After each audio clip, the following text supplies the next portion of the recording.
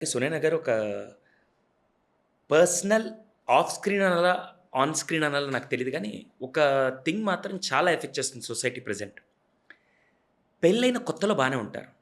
పెళ్ళైన తర్వాత పిల్లలొచ్చాక కూడా ఇద్దరు అటు తండ్రి కానీ, తల్లి కానీ ఇద్దరు ఆ పిల్లల్ని చూసుకోవాలి, కుటుంబాన్ని చూసుకోవాలి, ఇద్దరిని ఇద్దరు చూసుకోవాలనే ఎళ్ళిపోతూ ఉన్న టైంలో, అటు భర్త కానీ, భార్య కానీ తెలియకుండానో, తెలిసో భర్త ఏం చేస్తారంటే ఇది అందరికీ తెలిసిందే. నేనేం కొత్తగా ఇప్పుడు తీసుకొని చెప్పేదేం కాదు. భర్త ఏం చేస్తారంటే తెలియకుండా భార్య తననుకున్నంత రీతిలో అందంగా రెడీ అవ్వకపోయినా, తను అనుకున్నంత లవ్ ఇవ్వకపోతే మనోడేం చేస్తారంటే ఎక్స్టర్నల్‌గెళ్తాడు. అట్ ద సేమ్ టైమ్ భార్య ఏదో ఎమోషనల్‌గా కనెక్ట్ అవుదాం అనుకున్న టైంలో భర్త తను ప్రెజెన్స్ ఇవ్వకపోయినా, తను సపోర్ట్ ఇవ్వకపోయినా, అరే! ఇది ఏం చేయాలి, ఏం చేయాలన్నప్పుడు జస్ట్ ఫోన్ చూస్తున్నప్పుడు ఎక్కడో తనకి తెలియని సోషల్ మీడియాలో పర్సనో, తనకి తెలిసిన ఒక స్కూల్ ఫ్రెండో, కాలేజ్ ఫ్రెండో, బయట వ్యక్తోనో హాయ్ అని మాట్లాడుతూ అలా మాటల్లోకెళ్ళిపోయి ఎమోషనల్‌గా కనెక్ట్ అయిపోయి, తనకే తెలియకుండా ఇతని కంటే ఈ ఎక్స్టర్నల్ పర్సన్ మీద లవ్ ఎక్కువ పెంచుకొని అట్రాక్షన్‌లోకెళ్ళిపోయిన వాళ్ళు జీవితాలు నాశనం చేసుకున్న చాలామందున్నారు. ఇటు భర్త తప్ప, భార్య తప్ప అని నేను అనను. ఇద్దరూ తెలియకుండా ఒక ఎక్స్‌ట్రా మ్యారిటల్ అనే ప్రాబ్లమ్‌లో అది పిల్లల మీద, నెక్స్ట్ జనరేషన్ మీద చాలా ఎఫెక్ట్ అవుతుంది. దీని మీద మీ ఒపీనియన్ ఏంటి? ప్రతిరోజు మనం ఇంట్లో వంట చేసుకుంటాం. అవును. అప్పుడప్పుడు చేసుకునే ఓపికున్నా, గ్రాసరీస్ అన్నీ అవైలబుల్‌గా ఉన్నా, మనం హోటల్ ఫుడ్ తినాలని అనుకుంటాం. కొత్తదనం కల్లా. ఇది ఫుడ్ వరకు, బట్టల వరకు, ట్రిప్ వరకు అయితే పర్వాలేదు. ఇక్కడ మీరు చెప్పిన ప్రాసెస్‌లో సార్ నాకు అర్థమైంది. ఆరెల్స్ ఆఫ్‌కోర్స్ ఒక జర్నీలో మనం కూడా ఈ కొత్తదనం అనేది నువ్వు ఒక వ్యక్తితో కోరుకున్నావు. ఆ వ్యక్తికి ఎమోషన్స్ ఉంటాయి. ఆ వ్యక్తికి ఒక పాస్ట్ ఉంటుంది. ఆ వ్యక్తికి ఒక సిట్యుయేషన్ హ్యాండిల్ చేసే విధి విధానం ఉంటుంది. ఆ వ్యక్తి గురించి నీకు నీ పార్ట్నర్‌కి గురించి తెలిసినంత కూడా తెలీదు. హ్మ్. నీతో నీ పార్ట్నర్ జర్నీ 5 ఏళ్ళో, 6 ఏళ్ళో, 8 ఏళ్ళో, 10 ఏళ్ళు. ఆ వ్యక్తితో నీ జర్నీ అది ఎంత ఫ్రెండ్ అయినా, ఎంత ఆఫీస్ కొలీగ్ అయినా, ఎంత ఒకే దగ్గర కలిసి పనిచేసే వాళ్ళు నెలలు. నెలలు. ఓకే. పోనీ సంవత్సరం అయినా కూడా నువ్వు రోజువారీ చూడట్లేదు. ఒకసారి వాళ్ళతోటి నువ్వు ఈ అక్వింటెన్స్ స్టార్ట్ చేసిన తర్వాత వాళ్ళు ఎలా ప్రవర్తిస్తారో నీకు తెలీదు. వాస్తవం. అది ఎలా అయినా కావచ్చు. నువ్వు బయటికి రాలేనంత ఊబిలో కూరుకుపోవచ్చు. అప్పుడు ఏం చేస్తావు? ఇది హస్బెండ్ అంటే ఒక అబ్బాయి, అమ్మాయి ఇద్దరూ ఆలోచించాలి సార్. సార్ మన ప్రయాణంలో ఇది చాలామంది పెళ్ళైన వాళ్ళు చెప్తే ఒప్పుకోరు సార్. నేను మిమ్మల్ని ఒక వ్యక్తిగా అడుగుతున్నా, ఒక సైకాలజిస్ట్‌గా కాదు. మీరు రోజువారీ ఎంతో మందిని చూస్తూ ఉంటారు. ఆడవాళ్ళని. ఓకే. ఇది ఇది మీరు ఆన్సర్ చెప్పడం కంఫర్టబుల్ అయితేనే లేదు చెప్పండి. లేదు. ఖచ్చితంగా. ఎంతో మందిని చూస్తుంటారు. ఆన్ స్క్రీన్ చూస్తారు, ఆఫ్ స్క్రీన్ చూస్తారు, సెమినార్స్‌లో చూస్తారు. వాళ్ళు నచ్చేవాళ్ళు మీ మనసుకు ఉంటారు సార్. హ్మ్. అవునా? ఉంటారా? ఉండరా? అంతే. అందరితోటి మీరు చాటింగ్ లేకపోతే మీ వైఫ్‌తో ప్రవర్తించినట్టు ప్రవర్తిస్తారా? లేదు. లేదు. ఇప్పుడు మనం ఒక ఫ్లవర్ చూస్తే బావుంది. ఒక పర్సన్ చూస్తే ఈరోజు హీరోలాగా ఉన్నాడురా! అబ్బాయిల్ని మనం ఎలా అప్రిషియేట్ చేస్తామో అమ్మాయిలు కూడా ఈరోజు భార్యడే అంతవరకే. మీకు ఒక మనిషిలో పర్సనాలిటీ నచ్చొచ్చు, అందం నచ్చొచ్చు, ఆర్ ఎల్స్ ఒక ఫ్రెండ్‌గా, ఒక అక్వింటెన్స్‌గా మీకు ఉండొచ్చు. ఒక అభిమానం ఉన్నా కూడా దానికి ఎక్కడ లైన్ వేసుకోవాలో మీకు తెలుస్తుంది. ట్రూ. అభిమానం ఉండడం తప్పు కాదు. Hmm. It's natural. Hmm. It's natural. Nature ఇచ్చింది. మన మనసు స్పందించింది. ఓకే. తప్పు కాదది. హ్మ్. అస్సలు. కానీ దానికి లైన్ నువ్వు వేసుకోకపోవడం మన తప్పే. దానివల్ల మనమే నాశనం అవుతాం. ఈ ఎక్స్‌ట్రా మ్యారిటల్ రిలేషన్స్ వల్ల అంటే out of the norms or out of the nature వెళ్ళిన ప్రతిసారి వచ్చేది డిస్ట్రాక్షన్ ఆర్ డిస్ట్రక్షనే. ఫస్ట్ ఉమెన్‌కి గానీ, మెన్‌కి గానీ నాకు తెలిసి ఉమెన్‌కే ఎక్కువగా. హ్మ్. ఉమెన్ వెర్షనే నేను చెప్తా. తర్వాత మెన్ కూడా అర్థమైనంత వరకు చెప్తా. ఫస్ట్ ఎఫెక్ట్ అయ్యేది మన ఫ్యామిలీ, మన పేరెంటింగ్, మన పిల్లల పట్ల మన ప్రవర్తన. నీకు అది ఎక్కువ నచ్చడం మొదలుపెడుతుంది. నీ పిల్లలు నీకు చాలా ఇరిటేటింగ్‌గా, అసహ్యంగా అనిపిస్తారు. నీకు అదొక హై ఇస్తుంది. నీ పిల్లల్ని పెంచడం అనేది ఒక బేజారుతనంగా ఉంటుంది. నీకు అది కావాలి అని అనిపిస్తుంది. క్రమేణా నీ పిల్లలు, మొగుడు నీకు వద్దనిపిస్తారు. అది అనిపించడం ఎక్కడి దాకా వెళ్తుంది? వాళ్ళని వదిలించుకునేంత వరకు వెళ్తుంది. అయితే నువ్వైనా పారిపోతున్నావు, లేకపోతే వాళ్ళైనా ఈ లోకంలో లేకుండా చేస్తున్నావు. ఇది ఒక రోజులో మొదలవ్వదు. ఇది మెల్లగా స్టార్ట్ అవుతుంది. మనం తెలుసుకోని విషయం ఏమిటంటే ఒక 10 ఏళ్ళు వాడితో కలుసున్న తర్వాత వాడు కూడా ఇంతే. ఎక్స్ట్రాడినరీ కాదు. నువ్వు హైగా వాళ్ళని చూస్తున్నావు కాబట్టి ఇది వాళ్ళని అలా లేపుతుంది. వాళ్ళతో కలిసి ఉన్నప్పుడు వాళ్ళలోని లోపాలు, పాపాలు, కోపాలు ఇవన్నీ మనకు అర్థమైనప్పుడు అయ్యో! మన జీవితమే బాగుందిగా. ఏమో ఇక్కడొచ్చి చేరుకున్నాం. ఏంట్రా వీడు ఒక్కొక్కసారి ఒక్కొక్కలాగా ఉన్నాడు. చాలా సందర్భాల్లో అనిపిస్తుంది. చచ్చినట్టు ఉంటాం మనంతే. ఇలాంటి వాటిట్లో దబుక్కని మనం ఒక్కొక్కసారి వెళ్ళిపోయినా, మన పరిస్థితులు బాగున్నప్పుడు లేకపోతే ఒక స్టెప్ మనం ఇది చేసినా వెంటనే వెనక్కి రావాలి సార్ మనం.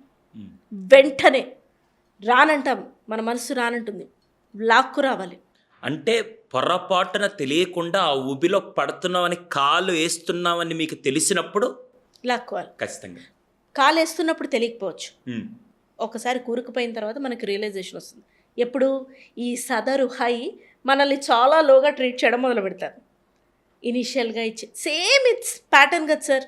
ఇప్పుడు లవ్లో ఉన్నప్పుడు ఇనీషియల్గా నీకు టైం ఇస్తారు, నువ్వు చెప్పినదంతా వింటారు, నీకు ఇంపార్టెన్స్ ఇస్తారు, నువ్వో వాళ్ళు గిఫ్ట్లు ఇస్తారు, పోనీ ఎక్కువ సందర్భాల్లో నువ్వే ఇస్తావు అనుకో, వాళ్ళు ఇస్తారు. మెల్లగా అలవాటు పడిపోయిన తర్వాత మాట్లాడుకోవడానికి ఏముంటాయి ఒక ఏడాది అయిన తర్వాత, ఆర్ఎల్స్ ఒకరికొకరు అలవాటు అయిన తర్వాత కొత్త ఏముంటుంది, అది పాతబడ్డం మొదలు పెడుతుంది. వాళ్ళైతే అవాయిడ్ చేయడమో లేకపోతే సైకిక్గా తయారవడమో ఏదో ఒకటి వాళ్ళ క్రియేటివిటీ మనం చూపిస్తారు. సో మనం అర్థం చేసుకోవాల్సింది ఏంటి అని అంటే, ఇక్కడ నీకు అలవాటైంది పార్ట్నర్ తోటి, అందుకే కొత్తగా లేదు. కొత్తగా లేకపోయినంత మాత్రాన అదేం చెడు కాదు. కొత్తగా లేకపోయినా సరదాగా ఉండొచ్చు, కొత్తగా లేకపోయినా అందంగా ఉండొచ్చు, కొత్తగా లేకపోయినా మంచిగా ఉండొచ్చు. నీ హస్బెండ్ నీ వైఫ్తో మాత్రమే ఉన్నావు నువ్వు అని చెప్పుకోవడానికి ఒక ఎస్ definitely not acceptable by society. ఆ రిలేషన్షిప్లో నువ్వు ఉన్నావని చెప్పుకోవడానికి నీకే నామోషి. ఎందుకు మనకి నామోషి అనేది మనం చేయాలి?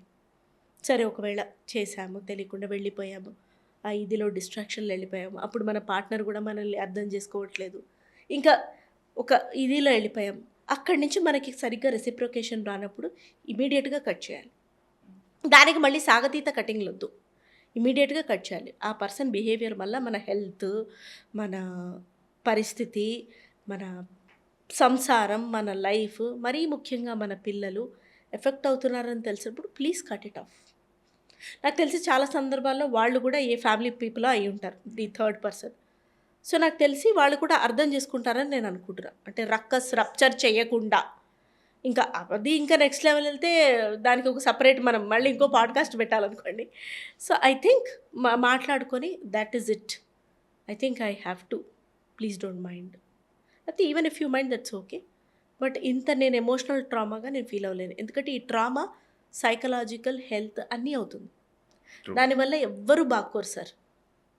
అండ్ మనం అనుకుంటాం సార్ మన పార్ట్నర్కి అర్థం కాదని. నువ్వు ఆ మనిషితో ఉన్నావని అర్థం కాకపోవచ్చు, కానీ నీలో మార్పు వచ్చిందని మాత్రం కరెక్ట్గా అర్థమవుతుంది సార్. అంతలా తెలుసుకోలేకపోవచ్చు పార్ట్నర్. ఓకే నువ్వు మంచిగా మేనేజ్ చేసేసి ఉండొచ్చు, తప్పు ఒప్పు కాదు, but then you are not with him or her అనేది క్లియర్గా అర్థమవుతుంది. నీ హాయిలో, నీ స్పర్శలో, నీ బాడీ లాంగ్వేజ్లోనే అర్థమవుతుంది. నువ్వు ముట్టుకోకపోయినా నువ్వు చేసే పనులలో అర్థమవుతుంది. ఆ మాత్రం వాళ్ళు అర్థం చేసుకోలేరా? ఎందుకు సార్ మన పార్ట్నర్స్ దృష్టిలో మనం పడిపోవాలి? మన దృష్టిలో మనం ఇలా ఉండాలి. అలాంటప్పుడు ఈ ముళ్ళనన్నింటినీ ఒక్కొక్కటి తీసేసుకోవాలి. ఎంత బేజారుగా ఉన్నా, బోరింగ్గా ఉన్నా పర్వాలేదు సార్ లైఫ్, కానీ వర్స్ట్గా ఉండకూడదు. నేను ఈ పాయింట్ రైజ్ చేయడానికి కూడా కారణం ఏంటంటే, ఈ మధ్య జరిగిన క్రైమ్ రేట్ కానీ, పిల్లల బిహేవియర్ మార్పు కానీ, ఇవన్నీ రావడానికి కారణం ఈ ఒక సో కాల్డ్ ఫ్యాక్టర్. నేను ఏదైతే ఎక్స్ట్రా మ్యారిటల్ అఫైర్ చెప్పానో, ఈ కారణం వల్ల కుటుంబాలన్నీ ఇలా అవుతాం, దానివల్ల పిల్లలు ఎఫెక్ట్ అవ్వడం జరుగుతున్నాం. సాటి ఉమెన్కి నేను ఒకటి రిక్వెస్ట్ చేసి చెప్పేది ఏంటంటే, మనం ఎక్స్ట్రా మ్యారిటల్ అఫైర్లో వెళ్ళినప్పుడు, అంటే నాకు అర్థమైనంత వరకు అతనేమి మనల్ని అతని జీవితంలో వచ్చిన ఒక మల్లెపూల చెప్తాడు కావచ్చు, అతని జీవితంలో వచ్చిన ఒక మల్లె పువ్వుగా, మహారాణిగా చూడడు.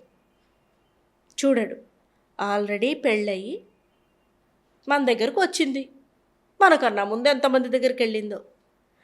అట్లాంటి చూపు మీకు అతనితో ఓకే అయితే, if he's treating you like not as your wife, not as your girl friend. ఎలా అవుతావు గర్ల్? నువ్వు గర్లే కాదు, ఉమెన్ అయిపోయావు, గర్ల్ ఫ్రెండ్ ఎలా అవుతావు? ఈ రెండూ కాకుండా ఇంకొక థర్డ్ స్థితి, అతను చెప్పకపోయినా వాళ్ళు చూసేది అదే స్థితి. ఇది మన కోసం వచ్చింది ఈరోజు, మనం వదిలేస్తే ఇంకొకటితో వెళ్తుంది, మనకన్నా ముందు ఎవరితో వెళ్ళిందో. నీకు ఆ స్థితి ఓకే అయితే కంటిన్యూ. ఇంక ఈ మాట విన్న తర్వాత కూడా కంటిన్యూ చేశారండి ఇంకా వాళ్ళు? నీకు ఆ స్థితి వద్దు, కంటిన్యూ అవ్వకు. నీకు నీ భర్తతో ఏం దొరకట్లే, ఎఫెక్షన్ లేదు, ఇదంతా నీ కోరిక, నా భర్త నన్ను అలా చూడాలి అని. నువ్వు కోరిక అంతా పక్కన పెట్టు, మంచిగా ఉండు. అతను నిన్ను మంచిగా చూసుకున్నాడు అనుకో, అతను ఇంత చూసుకున్నా నీకు హ్యాపీనెస్ వస్తుంది. ట్రూ. కొంచెం మంచినీళ్ళ గ్లాస్ అందించినా మంచిగా అనిపిస్తుంది. తిన్నావా నాన్న, మంచిగా అనిపిస్తుంది. సేమ్ భర్తలు కూడా అదే. హ్మ్. ఒక ఆడదాని ఉసురు పోసుకుంటున్నారు ఖచ్చితంగా, ట్రూ. అది తగులుతుంది. వైఫ్స్ కానీ హస్బెండ్స్ కానీ అదే అర్థం చేసుకోవాలి.